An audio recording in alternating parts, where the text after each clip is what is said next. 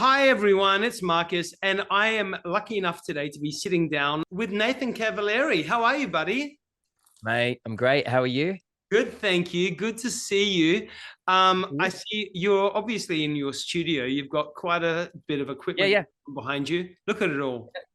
I mean, I'm just getting ready for a gig tomorrow, so the studio is in quite a state, but Now, is that your girlfriend's behind you? I just need to check. you hang on.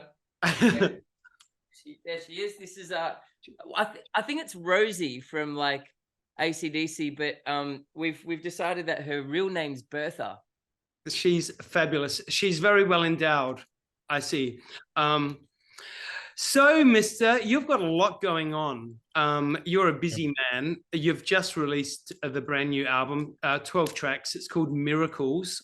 Tell us about the process of producing this album. Yeah, I mean, talk about getting in touch with my intuition and being having to sort of be really bold right from the creative decisions all the way to the business decisions, the tour decisions. I mean, it's definitely a contrast from Demons, my last album, which came about when I was going through about a 5 or 6 year dark period where I wasn't sure whether I'd have the capacity psychologically or physically to tour and to do anything in music, let alone even socially. But I learned enough during that time to go, all right, I'm not going to make any big decisions here. Let's just put my toe back in the water, see how I go. And so that was kind of the headspace in which I wrote Demons. On the other side of that, it was about, all right, I've learned enough. There's enough sort of a certain amount of self-discovery complete. And now it's about leaping and trusting myself and just speaking my truth and with a big fire in my belly as well. And that's kind of the space in which I created Miracles. Now, you've been described, obviously, in previous years as a guitar prodigy.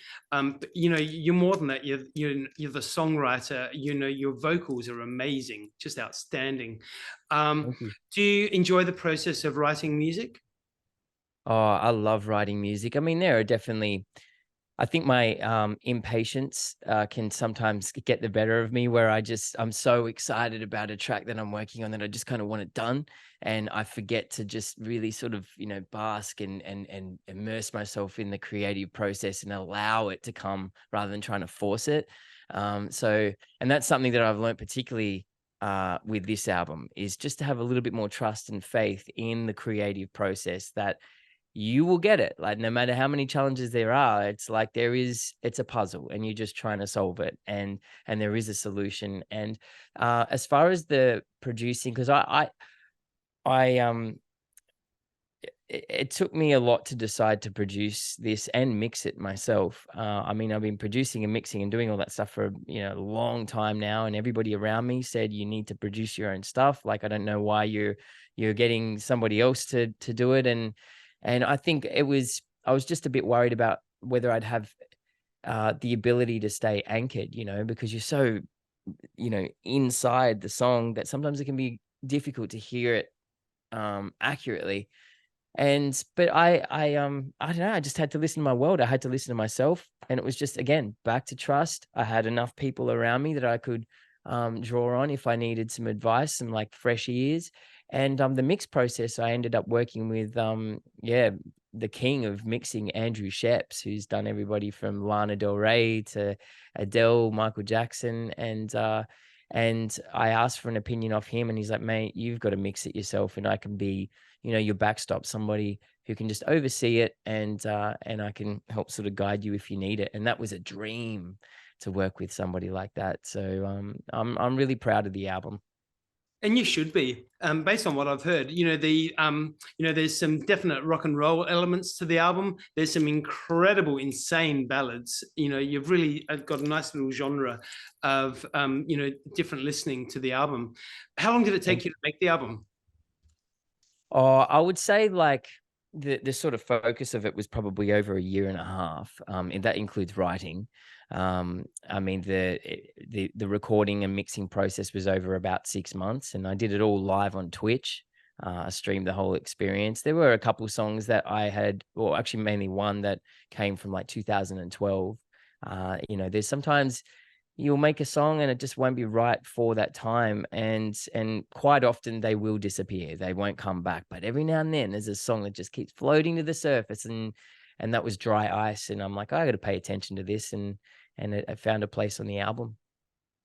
You are doing a national tour with this, but you've probably already been playing some of these songs live. Would I be right? Yeah, so when we toured Western Australia at the start of the year, we brought on, I think, about 3 or 4 songs, because I really wanted to make sure that they were red hot by the time we did the actual album tour, and just to test it out live, because we tour a little bit differently compared to like the production of the album. It's a bit more of a scaled down setup. It's still very electric and very powerful, but we're using sort of like an SPD for beat samples, a stomp, our electric guitars. I've got like a Swiss Army knife that kind of, he does a bit of everything, you know, from trumpet to percussion, and it's a storytelling orientated set as well. So not every song is going to translate when it's played in that format. And so it was really important for me to just test and find out which songs we're going to, and which songs we'd have to save until we returned with a full band. Now, is there a song on the album that you really feel connected to? You know, which one are you most proud of? And, you know, so, like telling us, you know, your favorite child, I'm sure. But Yeah. is there a song that you really feel like, you know, that's me in a nutshell right now? Oh, it's different, like different songs for different things. As far as like I mean, just yeah, it changes based on my mood. But I think "Gone to God" is a real special one for me. It's probably a song that I don't think could have come from a deeper place. You know, it it sort of touches on my history with leukemia, the fears around mortality that crippled me for about 4 or 5 years. But then it also has this, you know, connection with my childhood, like the positive parts of my childhood and the imagination and the beliefs that I had as a child that actually empowered me, that I lost later in life. So there is like a relationship between the adult version of me and the child version of me that happens right in that song. And it's a really, really special song for me. But and then Miracles, which is like an absolute banger compared to Gone to God. I just love that song. I mean, it's not particularly bluesy. There's blues in it, but I love it for what it stands for and the energy that it has as well. So yeah. Nathan, you kind of just said it, and I mean, obviously, anyone that is watching this that knows you will know your story. But your backstory is huge. You know, you've been definitely through your struggles in life, like everybody. You know, everyone has their hurdles to jump over. You definitely have. Do you find that you know, you being able to jump over the hurdles that you have, you know, makes you a bigger and a better artist? Do you think?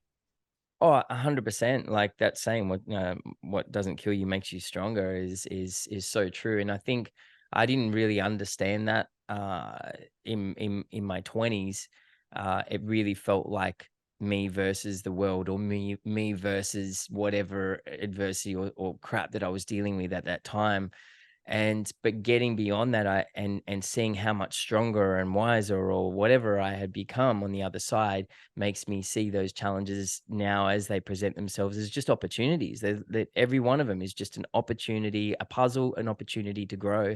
And when you can greet a challenge in that way, even though it's can be just the toughest thing in the world, um, you're able to kind of you sort of bypass that sort of a cycle of resistance that often just spins you right down into the ground. So um, yeah, that's my experience. So therefore, yeah, I mean, even creatively, like I think, say something streaming on Twitch, for example, you know, you're pretty vulnerable when you're making an album live in front of people. I mean, I'm trying to pull sounds, and you're experimenting, and some things are just gonna sound like terrible, like, and other times it's gonna be great. And there are a lot of insecurities that I had to face around my voice.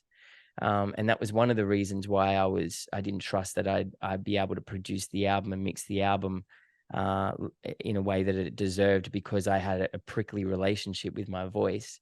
And I think streaming on Twitch really helped with that, because every now and then I'd get somebody who would come in and say a terrible comment, and I compared getting that type of criticism with how, if it was to happen about my guitar, and realized that I don't care what people say when it comes to my guitar, not because I think I'm the best in the world, but just because I'm comfortable within I'm comfortable with my limitations. I'm comfortable with my skills.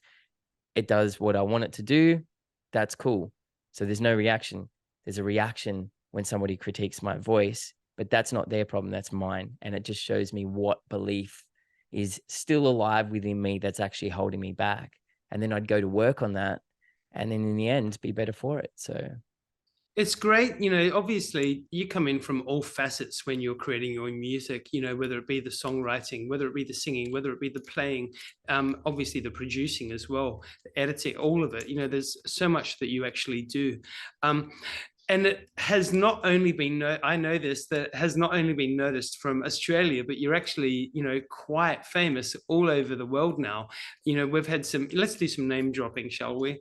I know that Michael Jackson, the late great Michael Jackson, also Prince, Madonna, they all know your name, or did know your name when they were alive. You know, tell us about that kind of period where, you know, you had people like Michael Jackson and Prince clamoring after you, and then of course Madonna as well. yeah, well, it was a really strange time. I think there's been enough time between then and now for me to reflect on it without feeling emotionally weird, as you do when you reflect on your younger self. But um, it was surreal. I mean, none of that was engineered. It just happened. It happened from me just doing what I do, and obviously it struck a chord amongst the masses, including the industry.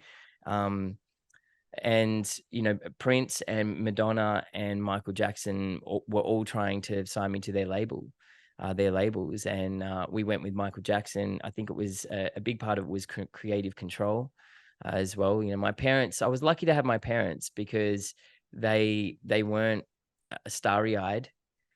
They knew nothing about the industry, by the way. I mean, my dad's a bricklayer, my mum owned a coffee shop, but they were always about authenticity. You know, they didn't want me to kind of get lumped in amongst, you know, all the kiddie stuff. They wanted people to treat me seriously because I was a really emotionally fiery blues musician. And so, and luckily, because then that, you know, I ended up getting amazing opportunities from, you know, touring with Jimmy Barnes and Diesel to touring. I spent 5 weeks touring with BB King, where he'd have me up on stage in the middle of his set, and we play a couple songs together. And, you know, I was so young, I didn't really know who these people were. I mean, I knew who, like, some of them, but I didn't really understand like what a huge deal that was. It was just life for me, you know. And at the same time, I was battling leukemia as well. So it's all pretty wild. Yeah, yeah, absolutely. It's been an incredible ride so far, and it's only just begun. You know, I mean, you've got so much more magic to create. Um, thus far, what do you consider? And I'm sure there's probably plenty again, but what would you consider one of your highlights, one of your proudest moments in your career thus far? Oh, there's probably a couple for different reasons. I mean, I think when you get a call from BB King and he invites you to celebrate his Kennedy Award, presidential award, and he wants you to be up on stage celebrating it, playing, representing him in front of the president and everything, alongside Bonnie Raitt and Etta James and Dr. John and Joe Lewis Walker and Steve Cropper. That's a pretty big moment. Like to me, it doesn't really get much bigger than that. I mean, he was my idol, and so that was amazing. And I was also just old enough to truly get what that meant, you know, and it still just amazes me that that's even happened. The other proudest moment was probably just getting back up on the stage after those 5 years of just emotionally, psychologically being broken down. I mean, that was one of the hardest things I've had to do ever. I put that way up there from having to jump on the hospital bed to get out lumbar puncture when I was sick as a kid. It was terrifying. It was absolutely terrifying. And you would think that I had never played a gig in my life, you know, and here I was, like, 20, I don't know what it was, like probably 30 years old, trying to get back up on the stage again, despite all this psychological noise. And I did it. And I learned from it, and I continued to do it. And so that was a real proud moment for me as well. Well, Nathan Cavaleri, you are on doing the Australian tour. You are coming to Adelaide, playing the Grace Emily on Saturday, August the 5th. I can't wait. I'm looking forward to it. What can we expect from the show? Give us a bit of a brief. I mean, this is a really, really intimate snapshot of where I am in my life at the moment. I string all of my songs together with stories as well.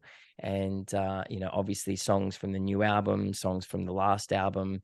And, you know, we go up, we go down, we go left, we go right. There's so many different, you know, shades. It's a really cathartic experience. And to me as well, one of the many things that I love about the live experience is there's not too many opportunities in life, especially in modern life, that where you just need to stop. You just stop, you be, and you feel, you know, and to have that experience with a collective, like you know, with an audience. And for me to be a catalyst for that is an absolute privilege. You know, I get as much out of it as what I hear the audience gets out of it as well. So, but I'm particularly looking forward to playing the Grace, because good friends of mine from Wanderers, that was their home for a long time, and they rave about the Grace. So, yeah, I love playing Adelaide so much. Yeah. Nathan Cavaleri, the new album is out, Miracles. Make sure you get all over it, guys. Go and grab your tickets. It's the Grace Emily on Saturday, August the 5th this year. You have been an absolute joy, Nathan. You have the most amazing afternoon, and we'll see you in Adelaide really soon.